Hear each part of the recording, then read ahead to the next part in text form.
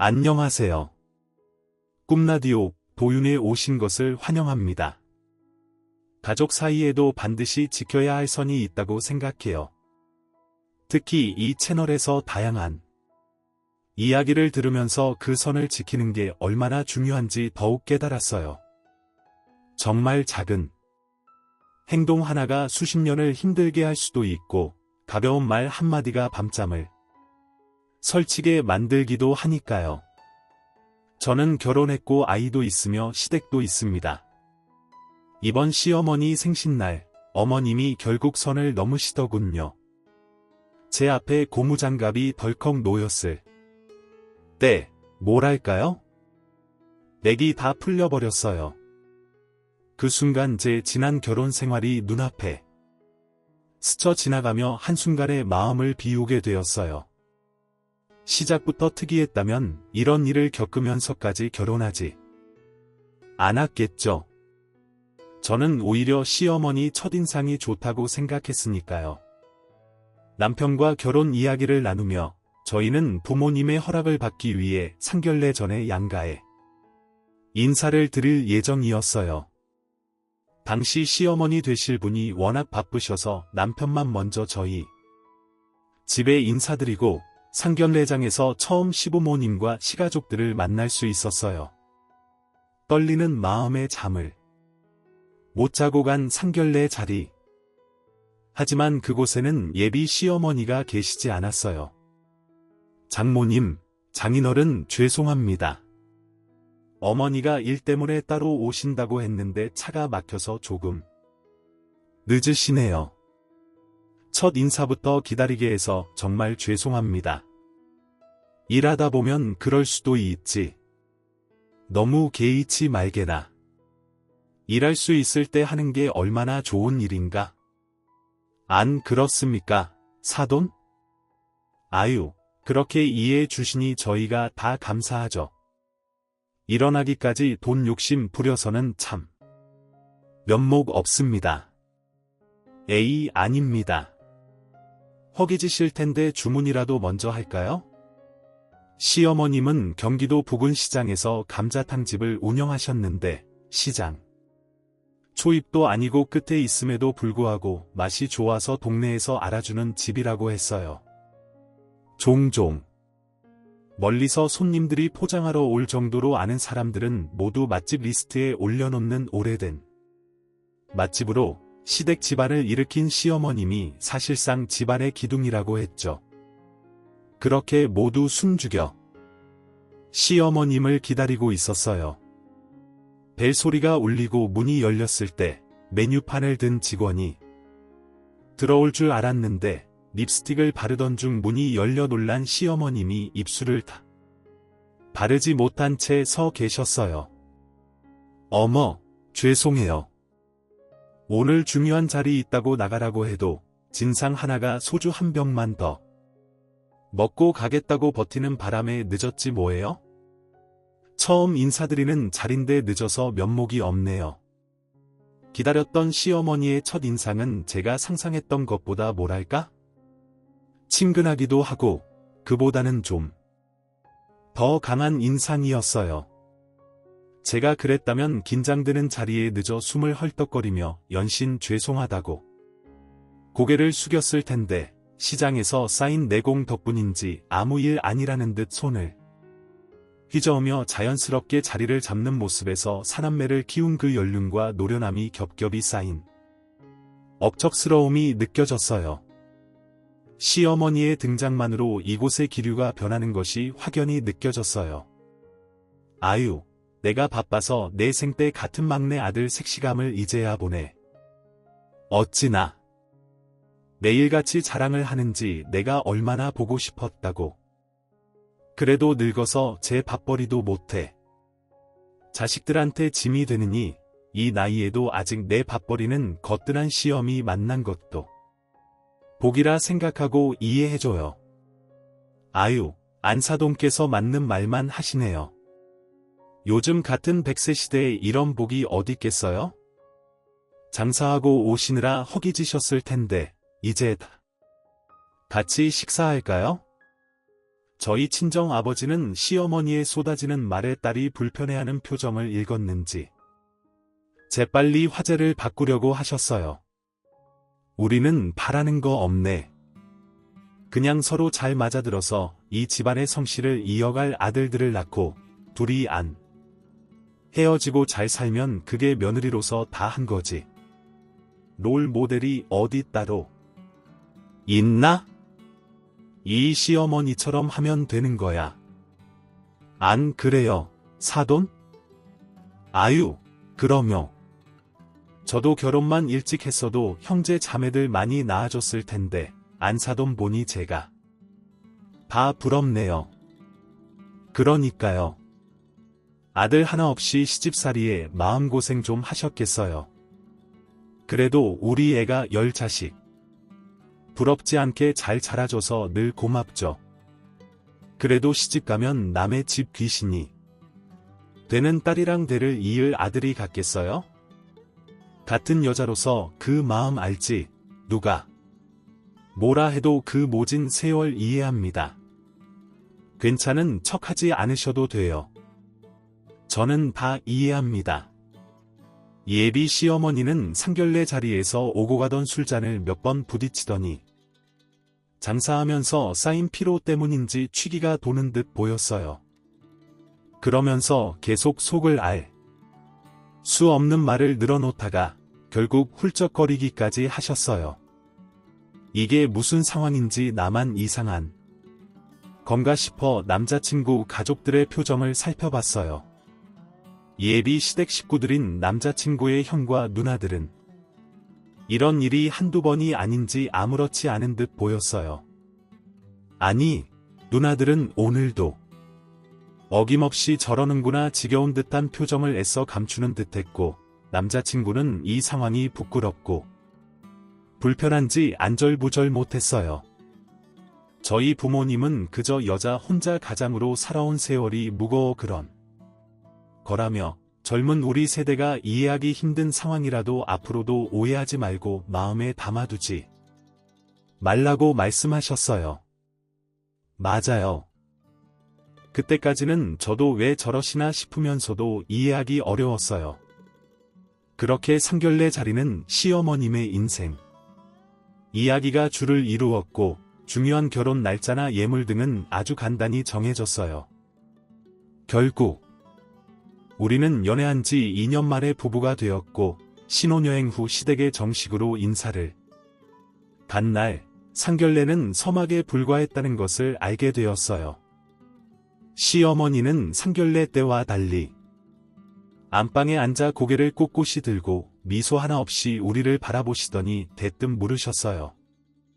요즘 같은 세상에 공무원 아들 둘을 키우며 내가 얼마나 큰 결심을 했는지 너는 모를 거다. 아들 둘 다 공무원 만들려고 손에 불이 나도록 일했어.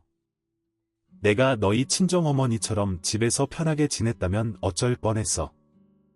지금 네가 누리는 게 다 너 시험이 덕인 줄 알고 나중에 덕보며 살려면 아들만 낳아라.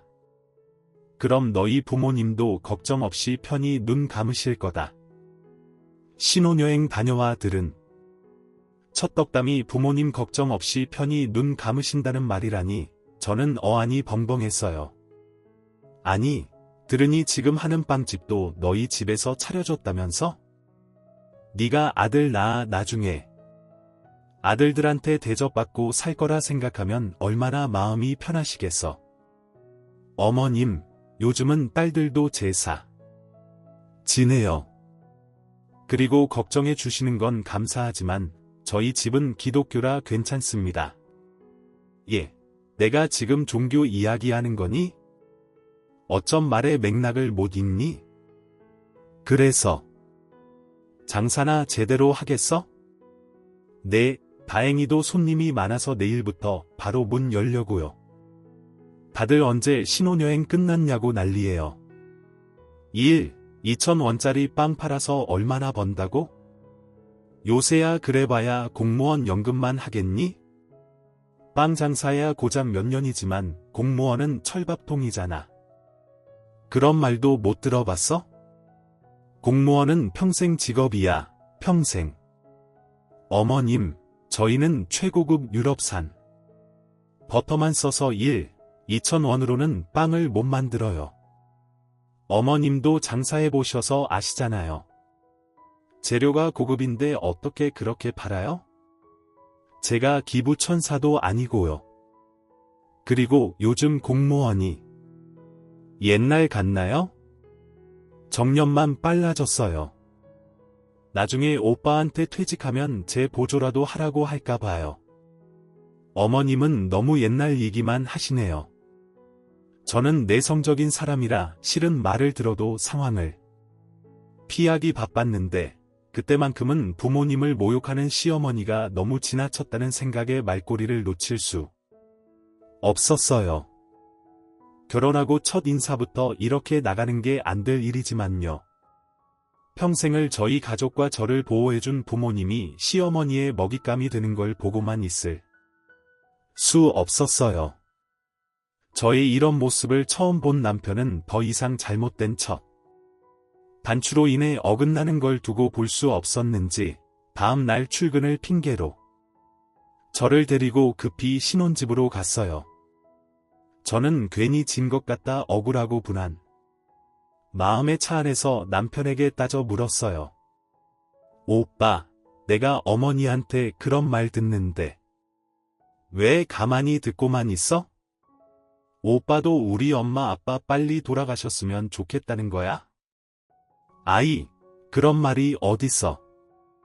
장모님 장인어른 오래오래 우리 아들 딸 낳고 아들 딸 결혼해서 증손주 볼 때까지 계셔야지. 그런데 왜 어머니 말씀에는 한마디도 안 하고 있었냐고. 그럼 내가 뭐가 돼? 나라고 시집 온 첫날부터 시어머니 말에 말대꾸하는 며느리 되고 싶은 줄 알아? 이럴 때일수록 오빠가 나서서 상황 정리를 딱 해줘야지. 이게 뭐야? 자기야, 우리 엄마는 장인어른 장모님 같은 분이 아니야. 뭐야, 지금 내가 우리 엄마 아빠처럼 해달라고 때라도 쓰는 거야? 아니야. 오해하지 말고 들어봐. 나도 어렸을 때라 누나들한테 들은 이야기인데 우리 엄마가 시집와서 아들을 못 낳는다고 그렇게 시집살이를 모질게 당했대. 그래서 나보고 지금 어머님이 당했으니 나도 감내하라는 거야? 그런 말을 하고 싶은 거야? 아니, 끝까지 들어봐. 우리 아버지가 아들만 셋이던 집에서 유일하게 살아남은 아들인데 엄마가 시집와서 연이어 누나들만 낳으니까 할머니가 엄마를 사람 취급도 안 했나 봐. 그래서 결국 엄마가 이를 악물고 형이랑 나를 낳았는데 할머니가 나아지는 기색 없이 할 일 했네 하면서 손자들 보느라 또 누나들과 엄마는 뒷전이었던 거지. 그래서 결국 이혼하고 할머니 열받으라고 아들들만 데리고 집을 나가버린 거야. 그때가 내가 2살 때라 나도 기억은 안 나. 자기도 우리 엄마 봐서 알겠지만 고집이 여간한 게 아니야. 결국 70 넘은 할머니가 와서 엄마 바지가랑이를 붙잡고 싹싹 빌어서 다시 합치고 지금까지 아들들을 볼모로 떵떵거리며 살게 된 거야. 몇십 년을 그렇게 사는 엄마를 본 우리는 어떻겠어? 요즘 같은 세상에 그럼 안 된다고 해도 변하지 않는 분이야.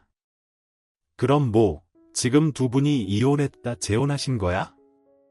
아내 데리고 나가려면 다 데리고 가야지. 안 그래도 구박덩어리였을 텐데 그런 집에 딸들을 두고 아들만 데리고 가시면 어떡해? 그러게 말이야. 나도 그게 의문이야. 그래서 내가 아들아들 하지 말고 누나들에게도 신경 좀 써라 해도 엄마도 과거에 자기가 두고 나온 게 걸려서인지 누나들에게는 말도 잘 못 붙여. 그래서 더 아들들에게 매달리는 거지. 그렇다고 엄마를 이해해달라는 건 절대 아니야. 나도 장인어른 장모님을 보니 더욱 우리 엄마가 잘못된 생각으로 살아왔다는 걸 느껴. 내가 최대한 엄마와 부딪히지 않도록 해볼게. 그러니까 내가 그 방법을 찾을 때까지만 조금만 기다려줘. 결혼하고서야 처음 듣게 된 남편의 가족사는 저에게 꽤 큰 충격이었어요. 하지만 이제서야 결혼 전에 저희 부모님이 하신 말씀이 아주 조금 어렴풋하게 이해되는 듯 했죠. 아주 조금이요. 저는 숨겨진 시어머니의 과거사를 듣고 그래도 이제 서로 가족이 되고자 만난 만큼 적어도 이해하려는 노력은 해야겠다고 생각했어요. 시어머니를 온전히 이해하고 받아들이기는 어려워도 노력한다면 적어도 이렇게 오해하고 부딪히지는 않겠다는 마음이 컸어요. 그래서 저는 바로 다음날 사과의 의미로 제가 만든 빵과 케이크를 들고 시어머니가 운영하는 식당에 혼자 찾아갔어요. 시어머님은 저를 보고도 못 본 척하며 분주히 일을 하고 계셨어요. 그래서 저는 아침부터 둘러매고 시어머니 곁을 맴돌며 일을 돕기 시작했어요. 그제서야 시어머니가 저를 알아보시더군요. 너는 아무 연락도 없이 무슨 일이야? 어머니, 어제 죄송해요. 결혼식하고 신혼여행까지 다녀오느라 너무 피곤해서 예민했던 것 같아요. 이거 제가 만든 빵인데 어머님 입맛에 맞을까 싶어서 가져왔어요. 많이 달지 않아서 입 심심하실 때마다 드세요. 입에 맞으시면 제가 언제든 만들어서 가져올게요. 비싼 재료 쓰는 빵, 손 떨려서 어디 먹겠어. 가지고 가라. 어머님, 한 입만 드셔보세요. 네, 여기 앉아서 드시고 계세요. 제가 싹 치우고 설거지도 할게요.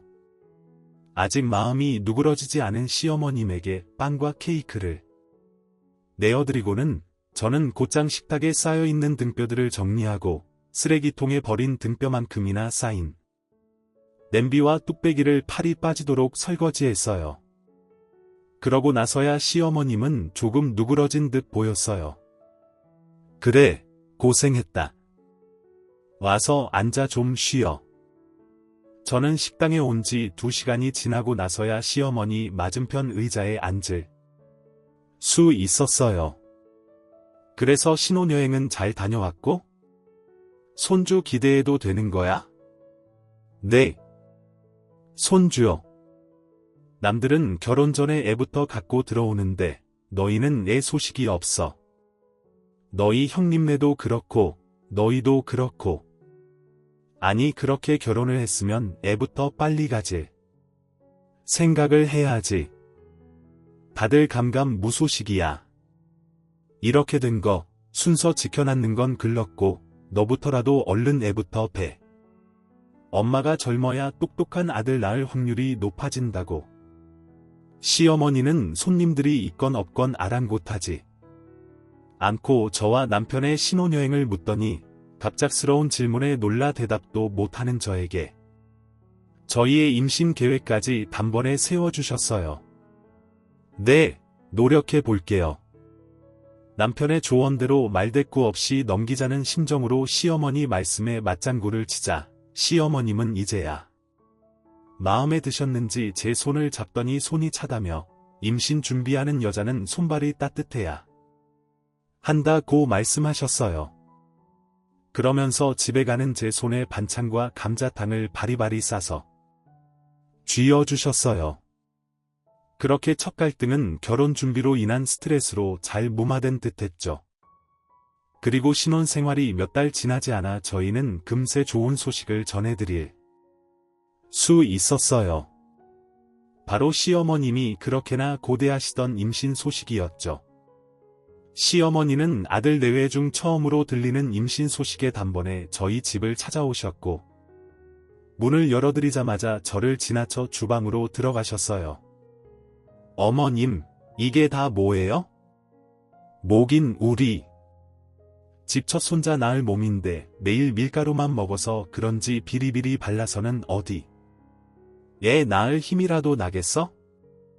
그래서 너 몸보신 시켜주려고 내가 새벽부터 우리 고기 때는 집에 제일 좋고 싱싱한 놈으로 구해달라고 신신당부해서 받아온 툭불 한우 사골이지.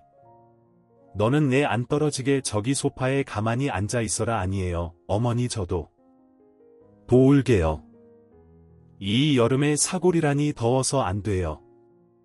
제가 할게요. 시어머님은 한사코 저를 주방에서 쫓아내시더니 상견례 때도 닫은 적 없는 식당 문까지 걸어 잠그고는 땡볕에 무더운 여름 불 앞에서 하루 종일 사골을 고아주시고 가셨어요.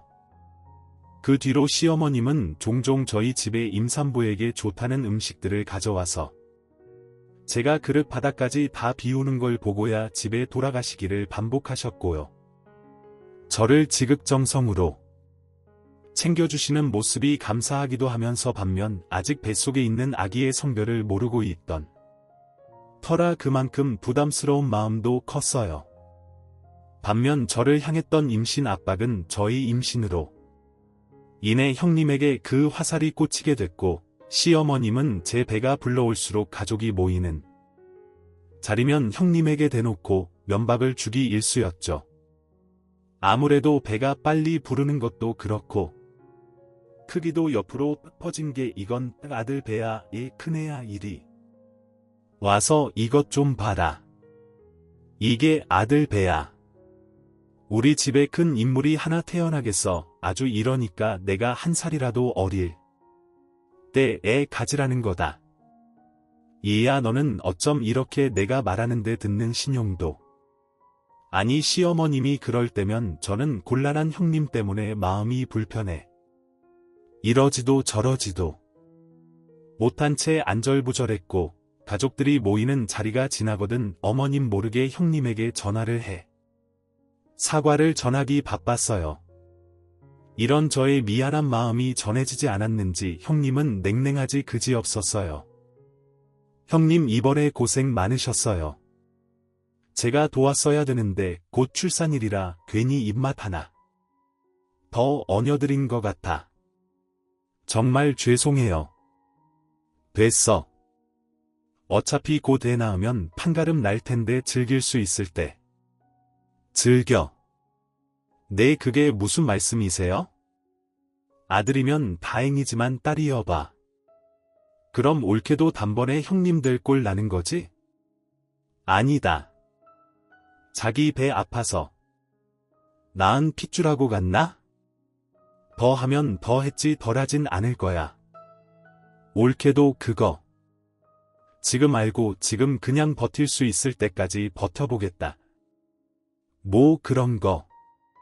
아니야 형님, 아니에요. 무슨 애가 볼모도 아니고 누가 그런 생각을 해요? 절대 아니에요. 됐고, 할 말 없으면 그만 끊을게. 마치 임신을 한 게 무슨 벼슬이라고 되느냐. 극진히 대접받는 것도 불편한데 아직 태어나지도 않은 뱃속의 아이가 제 운명을 쥐고 있는 것처럼 두고 보자. 이를 갈고 있는 형님의 적대심에 저는 또 한 번 시댁의 이상한 아이러니에 빠질 수밖에 없었어요.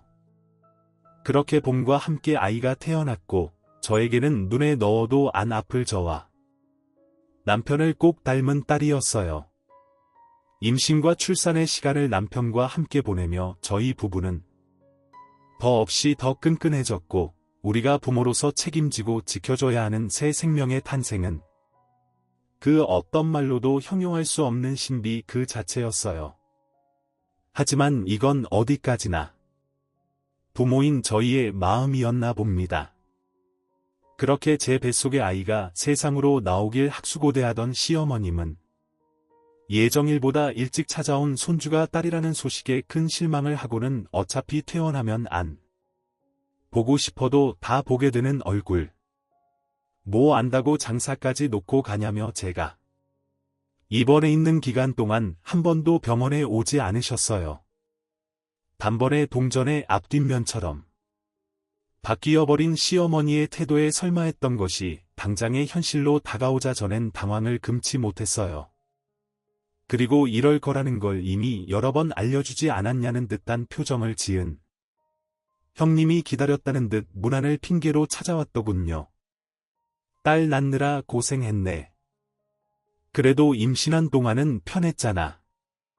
다 인과응보라고 생각해. 동서 인과응보가 이럴 때 쓰는 말이 맞나요? 제가 지은 죄를 저희 딸로 돌려받았다는 뜻일까요? 저희 상식으로는 도저히 이해되지 않는 말로 아직 출산의 후유증도 다 가시지 않은 제 뱃속을 헤집어 놓고는 유유히 자리를 뜨는 형님을 보니 마치 속에 용암을 삼킨 듯 불처럼 끓어오르는데 그럴 때면 남편과 함께 우리 딸 얼굴을 보며 겨우 삼켜냈어요. 그렇게 저희 부부는 안으면 부서질 것만 같은 이 작디 작은 아이를 품에 안고 무사히 집에 돌아왔고 문지방 턱이 닳도록 들락거리던 저희 집엔 그 뒤로 얼굴도 비추지 않으셨어요. 그럼에도 시간이 해결해 줄 거라 생각하며 저는 10일의 기절을 꿈꾸며 가게 문도 닫은 채 밤낮 없이 육아에 시달렸고 기적을 마주하고서야 저는 차츰차츰 한 아이의 엄마로서의 일상을 돌아가고자 부단히 애를 쓰고 있었어요. 하지만 저의 그런 노력은 시어머니께는 닿지 않은 듯 했어요. 시어머님은 그렇게 아이가 안정기에 접어들 때쯤 귀신같이 알고 그제서야 딸아이 얼굴을 보기 위해 저희 집을 찾으셨죠. 그게 딸이 태어나고 200일 가까이 되던 때였어요. 집골이 이게 뭐니? 우리 아들 퇴근하고 오면 쉬어야 되는데 이래서 뭐 엉덩이 붙이고 앉을 수나 있겠어? 죄송해요. 아기 보느라 정신이 없었어요. 어머니 오신다고 치운다고 치운 건데 아기 용품 두고 나니 집이 좀 많이 좁아져서 너희 부모님은 모아둔 돈은 보다 뭐 하신다니 너희 집에 간만에 들리는 애 울음소일 텐데 뭐 출산 선물로 집 넓히려고 준 돈 없디 하기야. 날 낳은 게 무슨 잘한 일이라고 돈을 지워주겠어? 나 같아도 있어도 안 주지. 시어머님은 딸아이의 얼굴은 5분도 채 보지 않고는 아이를 케어하느라 엉망이 된 집안 곳곳을 둘러보며 바깥이랄 아들 걱정만 태산같이 늘어놓더니 기어코 저를 딸 낳은 죄인으로 이리저리 제 가슴 곳곳에 낙인을 찍은 후에야 돌아가셨어요. 시어머님 앞에서 울면 내가 죄인이라는 걸 인정하는 꼴이 된다 생각하며 이를 악물고 울컥울컥 올라오는 감정을 억눌렀던 탓에 시어머님이 열고 나간 현관문이 닫히자마자 혹여라도 울음소리에 딸아이 깰까 싶어 손바닥을 악물고 얼마나 울었는지 몰라요. 하지만 이런 수모는 시작에 불과했다는 걸 알았다면 그랬다면 저는 다음을 기약하며 절대 이렇게 쉽게 울지 않았을 거예요. 그 뒤로도 시어머님은 마치 저희 딸은 없는 손주인 것처럼 대했고 인생에 한 번뿐인 돌잔치에도 식당 일이 바쁘다는 핑계로 시아버님을 통해 한 돈짜리 얇은 팔찌 하나를 보낸 게 전부였어요. 돌이 지나고 얼마 뒤 명절날 모인 시댁 식구들 사이에 저와 딸은 마치 외딴 섬 같았어요. 노골적으로 저와 딸에게 시선도 주지 않는 시어머님. 눈치를 살피느냐 하루 종일 전전긍긍하며 아이를 업고 시어머니 곁에 맴돌아도 차가운 목소리조차 저희 모녀에게는 닿지 않았어요. 그러던 중 형님이 할 말이 있다며 가족들을 주목시켰어요. 저 임신했어요. 어머님 걱정하실까봐 그동안 말씀 못 드렸는데 저희 시험관 수술 받고 있었어요. 근데 이번에 다행히도 성공했지 뭐예요? 그것도 쌍둥이래요. 아이고 아가 우리 큰애기가 맏며느리라고 그간 책임감 때문에 말도 못하고 속을 썩고 있었구나. 아이고 다 하는 임신이 무슨 요새라고 이렇게 턱하니 노력해서 한방에 둘도 얻는데 말이야. 이 시애미가 그것도 모르고 딴짓하느라 챙겨주지도 못했네. 그래서 요즘은 알라면 성별도 알 수 있다는데 그건 뭐 언제부터 할 수 있는 거냐? 안 그래도 이미 안정기에 접어들어 성별도 다 나왔어요. 제가 맏며느리가 돼서 어머니 또 실망시켜 드릴 수 없잖아요. 둘 다 아들이래요. 역시 뭐니 해도 맏며느리는 다르다. 이 시어미 눈 감기 전에 손자를. 그것도 둘이나 안겨주려고 그래서 네가 이렇게 기다렸구나. 에휴 저건 좀 기다리지. 무슨 기집애가 성질이 급해서 이 집에 장손들 태어나기도 전에 먼저 태어나서는 물을 흐린 후 에휴 어머님 태어난 애들 뱃속에 다시 집어넣을 수도 없는 노릇이고 이미 태어난 거 누나 노릇이나 잘해주면 됐죠. 안 그래 동서 형님의 임신. 소식을 같은 여자로서 진심으로 축하할 일이었어요.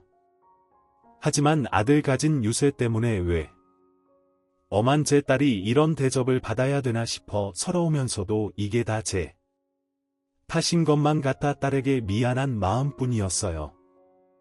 저는 선택해야 됐어요.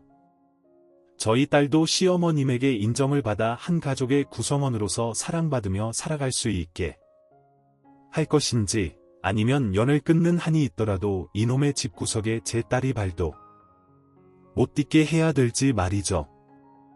하지만 그 당시 저의 선택은 전자였어요. 자라오면서 가족에게 한 번도 배제당해 본 적도 외면당해 본 적도 없는 저에게 시댁의 냉대는 정말이지 상상치도 못한 두려움이었고 그 뒤로 저는 시댁의 인정을 받기 위해 한껏 저 자세가 되었어요.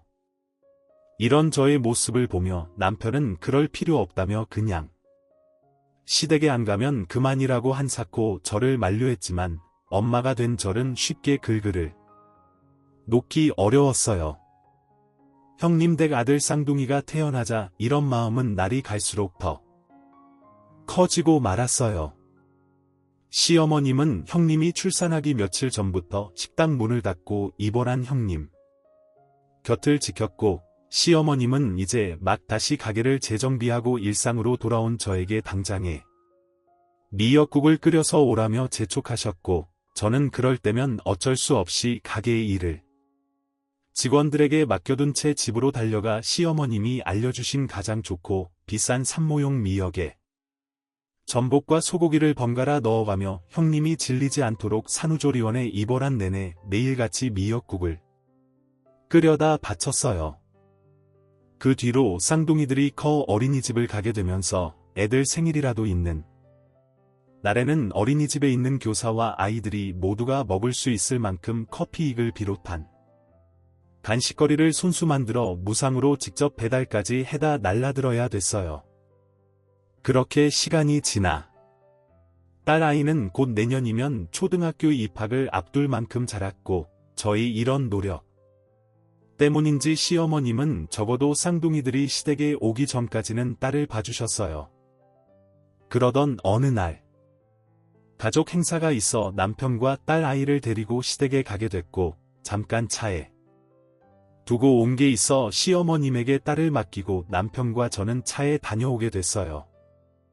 그리고 물건을 찾아들고 시댁 현관문을 여는데 이상한 소리가 들렸어요. 아니지 저기도 해야지. 너는 어떻게 하나를 알려주면 하나만 하니 이래서 시집은 가겠어. 네가 앞으로 기대할 건 네 엄마처럼 좋은 남자 만나서 시집가는 게 전부대. 저는 설마 했어요. 설마 친할머니가 그것도 고작해야 7살 만으로는 고작해야 5살 된 손녀에게 요즘같이 무한한 세상에 시집가는 게 내 소명인 것처럼 말한다는 게 믿겨지시나요? 저는 도저히 믿을 수 없어 한 발짝 한 발짝 떨리는 심장을 부여잡고 발을 내딛었고 그 앞에는 행주를 든 채 몸집이 3배는 좋게 넘는 상을 닦기 위해 이리저리 뛰어다니는 딸 아이가 있었어요. 결국 상이 너무 커서 버거웠는지 팔을 뻗다 넘어지면서 상 모서리에 이마를 찧어서 저는 기겁을 하며 딸에게 달려갔죠. 저는 너무 놀란 나머지 곧장 아이를 안고 달려나갔고 남편도 황급히 차에 시동을 걸어 시댁 근처 응급실을 찾게 됐어요. 딸은 놀랐는지 하염없이 눈물만 흘렸고 결국 한 땀 한 땀 꿰맬 수밖에 없었어요. 아이 얼굴에 평생 지울 수 없는 흉이 새겨진 걸 보니 정말 눈물이 멈추지 않더군요. 겨우 진정하고 눈을 붙인 아이의 손을 잡고는 깰까 싶어 새어나오는 소리를 삼키며 울고 말았어요. 그런 제가 진정되길 기다리던 남편은 병원비 처리를 위해 잠시 나갔고, 그러던 중 시어머님의 전화가 걸려와서 걱정하겠다 싶은 마음에 미처 응급실 밖으로 나가지도 못한 채 전화를 받았어요. 그래, 애는 어때? 아니, 피 좀 났다고 뭐 응급실까지 가면 온 동네 병원이 나만 하겠니? 유난이다. 너도 참. 어머니, 애 방금 이마 꿰맸고 지금 겨우 잠들었어요. 애 키우다 보면 그런 일은 세고셌다. 우리 쌍둥이들은 엊그제 군에 타다 떨어져도 소란 하나 없이 곧장 털고 일어나던데. 애가 지 엄마를 닮아 엄살이 심한 건지 뭔지 하필 쌍둥이 생일날 이 난리를 만들어 불길하게 제가 너무 시어머니한테 인간적인 것을 바랬던 걸까요? 시어머니의 주옥 같은 말씀을 이어가셨고, 아이가 깰까 싶어 끓어오른 분노를 삭힌 채 급히 전화를 끊고 저는 남편을 찾으러 갔어요. 남편은 저에게 아이도 많이 놀랐고 하니 집으로 돌아가 쉬자고 했지만, 그래도 생일이라고 숙모가 만들어 올 케이크를 기다리고 있을 쌍둥이들을 생각하니 돌아가지 않을 수 없었죠. 저는 남편에게 트렁크에 둔 케이크만 주고 오자며 설득했고, 탐탁치 않아 하던 남편은 아이를 안고 나온 저를 보곤 한숨을 쉬며 어쩔 수 없이 시댁으로 발길을 돌리고 있었어요. 딸 아이를 안고 내리려고 하는데 딸이 물었어요. 엄마, 우리 이제 집에 가면 안 돼? 우리 이것만 동생들 주고 오자. 그래도 오늘 동생들 생일이잖아. 생일에 엄마가 만든 케이크 안 먹으면 얼마나 동생들이 섭섭하겠어. 수아야, 우리 이거 얼른 주고 집에 가자. 시어머님은 현관문을 열어주자 딸은 마치 무서운 몬스터라도 마주한 듯 제대로 바짝 숨어들었어요. 아니, 왜 다시 왔어? 그래? 얼굴 좀 보자. 어디가 얼마나 다쳤길래 귀 빠진 날 이런 요란을 피는지. 시어머님이 다가오면 다가올수록 딸은 제 뒤에 꼭 붙어 숨기 시작했고 끝끝내 울음을 터뜨렸어요. 아까 다 들었어. 엄마 가고 핸드폰에서 할머니가 말했어. 이럴 거면 태어나지 말고 왜 태어나서 성가시게 하냐면서 할머니가 나한테 밉다고 말했어. 저는 놀란 마음에 핸드폰을 열어봤고 화를 억누르는 데 급급해 미처 전화가 끊겼는지 확인도 하지 않은 채 딸 아이 옆에 핸드폰을 들고 나갔던 것이었죠. 마찬가지로 시어머니도 전화가 끊긴 줄 알고 시원하게 속마음을 말했던 것이고요. 마침 잠에서 깬 딸이 어디서 들려오는 말소리에 핸드폰을 찾아 그간 제가 숨기고자 노력했던 진실을 알게 된 것이었어요. 저는 무너지는 억장을 뒤로 한 채 그 어린 게 그간 서러웠던 마음이 얼마나 겹겹이 쌓였는지 한참을 먹나 울기에 저도 따라 울고 말았어요. 이 모습을 지켜보던 남편은 현관에 들고 온 케이크 상자를 던지면서 왜 우리 딸하고 아내가 이런 대접을 받아야 하냐면서 그간 와이프 때문에 참고 시댁에 왔지만 더 이상 보지 않겠다며 절연을 선언한 후 저와 아이를 데리고 나와버렸어요. 그렇게 저희 가족은 서러워서 한참을 지하주차장에서 울고 있었고, 저희를 뒤따라 나온 신우 둘이 저에게 연신 고개를 숙이며 미안하다며 면목이 없다고 제 딸이 상처받지 않도록 한참을 어르고 달래더니 이번 참에 자신들도 시어머님과 연애 끊겠다며 말해줬어요. 결국 시어머님 곁에는 형님네 말고는 모든 가족이 시어머님의 지독한 아들 사랑에 지쳐 모두 떠나게 되어버렸죠. 그 뒤 저와 남편은 아이의 심리치료와 가족 상담을 병행하게 됐고요. 상담사 선생님도 시댁과는 관계를 끊는 게 저희 가족을 지키는 방법이라며 남편의 결단력에 엄지를 치켜 세워줬어요.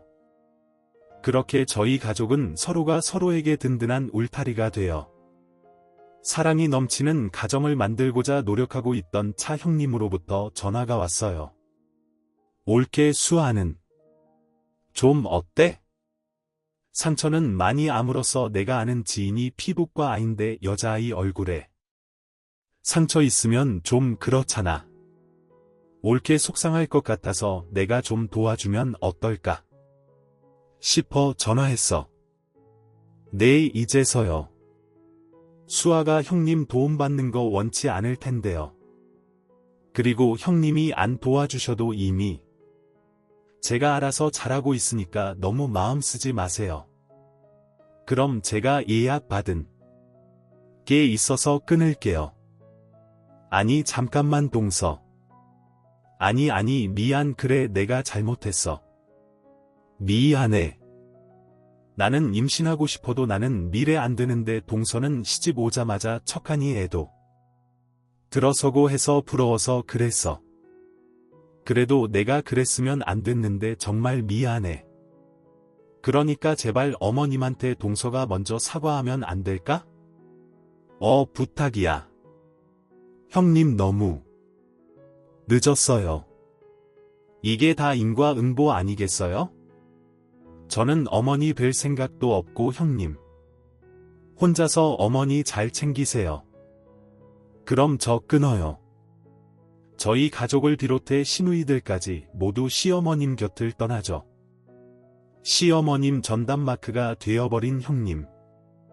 댁은 시어머님의 무궁한 관심과 사랑과 열정과 간섭 덕분에 쌍둥이들은 하루가 다르게 천방지축이 되어 벌써 유치원만 5번을 옮겨 더 이상 동네에 옮길 유치원이 남아있질 않았고 시어머님은 가게도 오래된 주방 이모에게 맡긴 채 거의 형님 댁에 살다시피 하며 본인 아들 둘 모두 공무원으로 만든 자신의 노하우를 열심히 전수해 주시고 계신다고 하더군요.